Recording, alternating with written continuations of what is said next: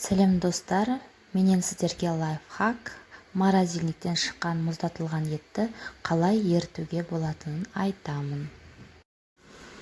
Міне көріп тұрғандарыңыздай ет өте қатты, қазір ғана морозильниктен алынған ет.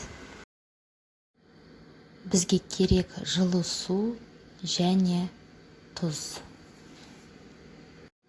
Суымыз қатты ыстық та, қатты суық та болмау керек, жылы болу керек.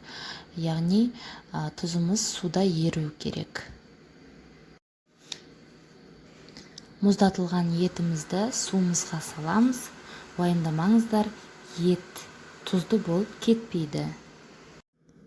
5 немесе 10 минутқа суда ұстаймыз. Етіміз сол уақытта еріп шығады. Мінекей достар, етіміз дайын. Енді етімізді қалған тамағымызға турап қолдана берсек болады. 90-80%-ға уже етіміз еріген. Жалпы етті ерітудің бірнеше әдістері бар. Ыстық суға салып немесе микроволновкаға салып ерітіп жатады. Бірақ ол әдістен етіміздің ортасы немесе мұз болып қалады, немесе дәмі кетіп қалады. Достар, ең дұрыс әрі пайдалы әдіс осы. Достар, менің әдісім ұнаса, лайк басып, комментарий жазуды ұмытпаңыз. Сіздердің пікірлеріңіз мен үшін өте маңызды. Және менің каналыма міндетті түрде тіркеліп кетуді ұмытпаңыз.